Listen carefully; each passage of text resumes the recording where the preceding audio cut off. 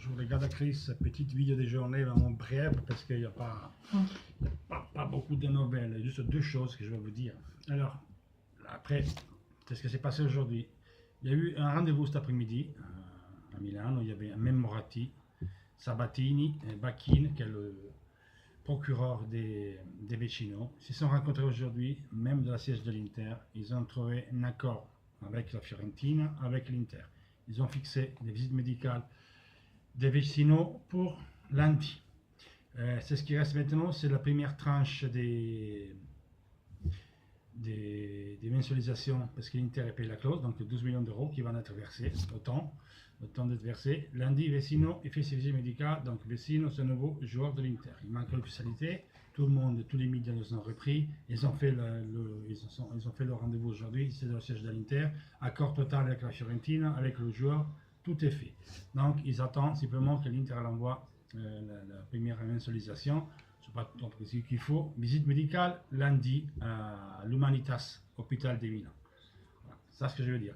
Deuxième chose, Caramo est toujours plus proche de l'Inter. Normalement, aujourd'hui ou ce soir, il doit y avoir une rencontre avec les dirigeants du camp pour définir cette opération. Le joueur voit que l'Inter, je sais que c'est un jaune, mais c'est Spalletti qui le demande. Donc, on reste bien tranquille. Quant à Nangolan, vous avez bien vu qu'elle a renouvelé. On verra si c'est vrai ou d'ici fin d'été, vraiment il va bouger. Vidal, le Bayern Munich, il ne veut pas le lâcher. Pareil, on va voir s'il y a des nouvelles, pas de nouvelles. On dit que Di Maria va vers le Barça, on verra bien. Puis que Neymar, de toute façon, il n'arrive pas à signer au PSG. Et cette chose-là, il va créer un effet domino, donc tout le monde peut trouver son bonheur, on verra bien. Quant à Perisic, Simba qui se met devant la caméra, Simba, s'il te plaît. Voilà.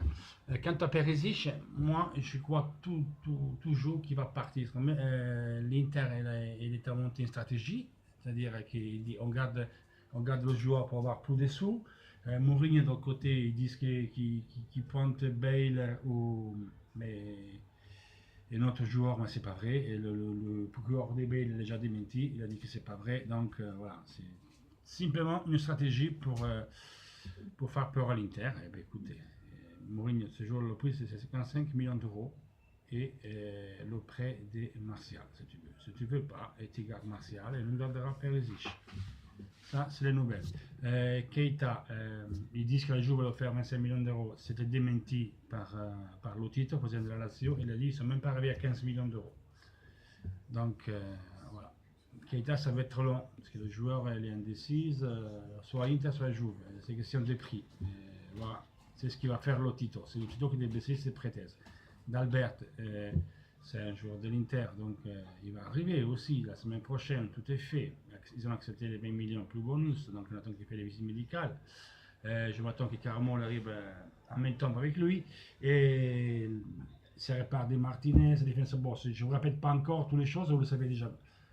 Beaucoup de nouvelles, et les joueurs, c'est tout cela. Vu qu'on a vu qu'il y a les premiers deux journées sont sur le papier compliqué, Fiorentina et Roma, ils sont arrivés Sabatini hier, ce matin, les rentrées aux idiots de la Chine.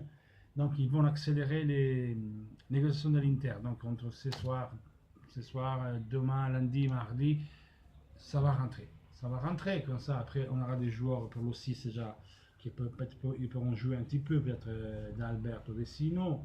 Donc, bien, parce qu'il faut accélérer. Donc, je pense que là, on va avoir une accélération. Après, le top, il faut attendre la bonne occasion. Le top, je dis, le Keita, le Di Maria. Voilà. Il faut encore un peu de patience. De toute façon, la route qui était tracée, c'est celle-là. Donc, patience et attentif. Dernière chose, et je ne veux pas m'arrêter sur cette chose-là pour casser les pieds à quoi qu'il soit ou à Milan. Je les contre personne. Pallotte vient de réaliser une interview à Eurosport et dans une radio américaine où il parle du UEFA, du Fair Play. Et il a simplement, et je donnais le link en privé à Damien Chiban, une des administrateurs de la page internationale.fr, j'espère qu'il va la traduire et vous allez la voir bientôt, ce qu'il dit Pallotta, il a dit textuelle parole. C'est ce qui fait Milan, c'est une chose des fous furieux, sans condition de tête. Ils n'avaient pas les sous pour acheter Milan, ils ont fait un prêt pour acheter le Milan. Ils ont demandé un prêt à 300 millions à des gens de Londres que je connais avec un taux d'intérêt très élevé. On parle de 11%. Donc c'est pas 300 millions plus 11%, c'est pas 333 millions, c'est beaucoup plus que ça. Il vient de dire aussi qu'ils sont en train de faire une chose que l'Italie, personne ne fait jamais, que tout le monde maintenant il utilise la rationalité, ils vont réfléchir, et même la Juve, c'est déjà pas à 300 millions, la Juve, c'est l'équipe qui a plus de sous dans le stade, hein, et il ne fait pas ça, il ne fait pas ça. Il vient de dire que même s'ils vont en Ligue des Champions, ça suffira probablement pas pour combler l'argent qu'ils ont fait, parce qu'ils n'ont pas d'argent. Ils n'ont pas d'argent, les gars. Que vous le disiez, vous de Milan, ils n'ont pas d'argent, ces mecs-là. Donc, il a dit que même si en Champions League, ça ne suffirait pas, à son avis, et que, à son avis, le club risque de passer à Elliott, à la banque. Bon, c'est pas ça, Elliott, c'est pas grave, il va pas en faillite. Mais c'est ce qu'ils font eux, c'est encore pire. De comme il parle Pallotta, et Pallotta, ça va pas en couillon, c'est le président de la Rome. Hein, c'est lui qui enfin, dit, nous, on le respecte, le fair play, l'Inter, le ton faire. Les autres, ils utilisent la rationalité. Il n'y a qu'eux qui ont dépensé, même l'Allemagne ne dépense pas autant de sous comme ça dans un système de marché. Enfin, peut-être qu'ils sortiront un super plan qu'ils ont caché, secret, mais enfin, ça m'étonnerait. En tout cas, je dis, moi, je ne comprends pas ce qu'ils font. J'aimerais bien que quelqu'un m'explique, c'est ce qui fait le Milan. Voilà. C'est ce qu'a dit Pallotta, c'est ce qu'on va répéter. Moi, on va répéter dans les lives, mais pas parce que nous, on est anti-Milan. On n'est pas anti-Milan. On va répéter, c'est ce que sont les règles de l'UEFA. Et la UEFA, hier, il a dit au Milan, faites ce que vous voulez, après, il faut que vous devez rendre. Hein. Pallotta a dit que bientôt, le salaire cap de Milan, tout le salaire des joueurs de Milan, ça correspond quasiment à leur facturation. Donc, on me dit, je veux savoir comment ils vont faire pour payer les salaires, pour payer les dépenses courantes, comment ils vont faire.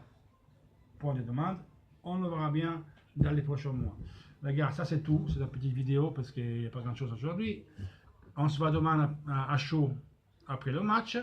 Je vais faire la vidéo, comme d'habitude. Donc, toujours seulement le maillot. Et à la prochaine. Ciao!